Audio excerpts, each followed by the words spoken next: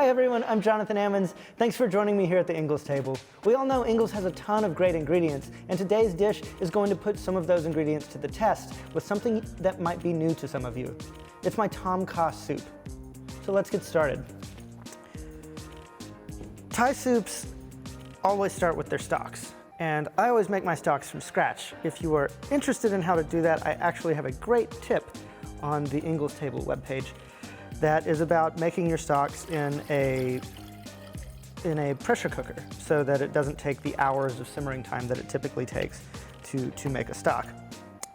When you're doing a stock, you mainly need a few things. You need chicken, you need your vegetable ends, usually onions or celery or carrots or something like that.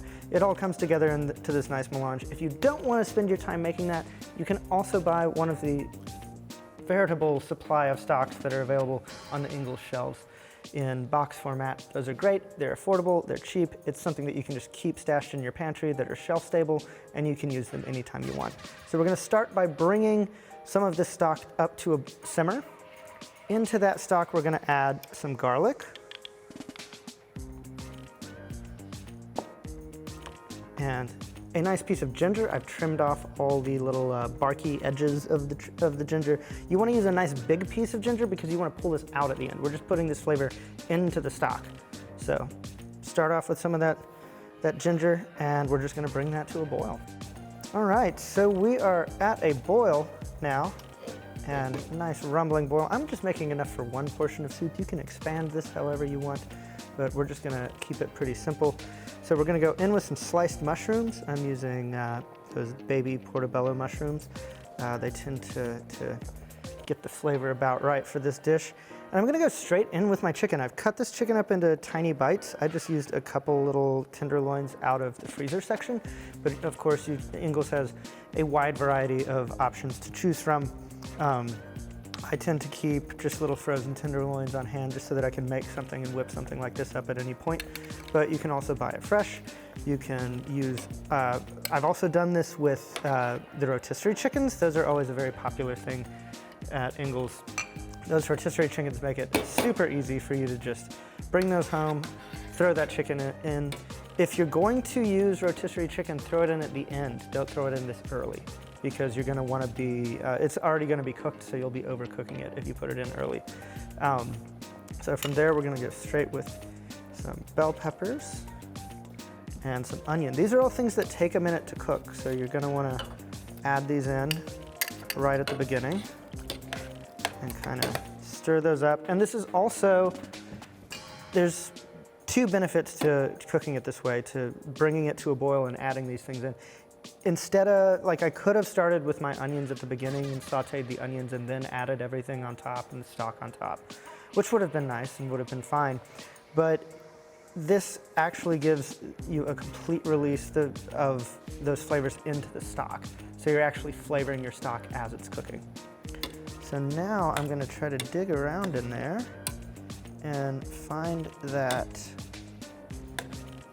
piece of ginger and pull that ginger out and set it aside, because now that it's released its flavor, that's all it needed to do.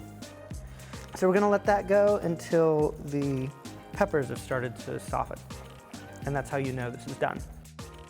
All right, our pepper has started to kind of lose its color, which means that it's beginning to cook through. Our mushrooms are visibly cooked through. Our chicken is looking great, and that means we're pretty much done with this dish.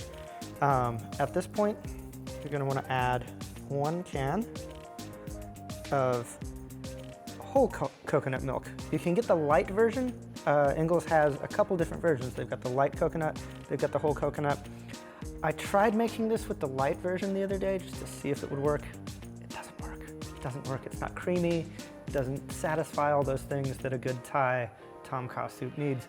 I highly recommend go with the full fat version. It's not really that much fattier. It's like 6 grams fattier. I highly recommend sticking with the full fat coconut milk. It is so much more flavor. It's really rich. There's just a lot of depth to it. So you're gonna add that in. We're gonna stir it. You can see it's kind of starting to pull this nice creamy white coloration in there. And then in with a little bit of lime. I'm gonna just use half of that lime. If I was gonna serve, this will probably serve 2 people. If I was gonna serve 4 people, I would do a whole lime. Also, you wanna zest this lime into there as well, just to get that kind of emulated flavor of the lemongrass. And lastly, one of the most important ingredients is actually fish sauce. I recommend not using a ton of fish sauce because it is very salty. So you'll notice we didn't actually add salt to this dish because the chicken stock already had it in there and it's kind of concentrating as it simmers. You're gonna wanna add just a tiny bit of fish sauce in here. So that's just a scant amount, and that should give you all of that flavor that you need. And then we bring this back to a boil. And once that reaches a boil, we'll be done. Add in some green onion so that it has some body to the soup. Just garnish it right in there. And if you like it spicy, this is something that in Thailand they call prik nam sam. It is your dried chilies. You can find that in the international section at Ingles. Just chop up some dried red chili, add it into a jar like this, and top it off with vinegar. I use apple cider vinegar. You can use white vinegar. You can use whatever you prefer. And then it just makes this nice, it rehydrates that dried chili and makes this really nice kind of hot sauce to kind of top off your soup with. And there you have it, Tom Kha, one of my favorite Thai takeout dishes.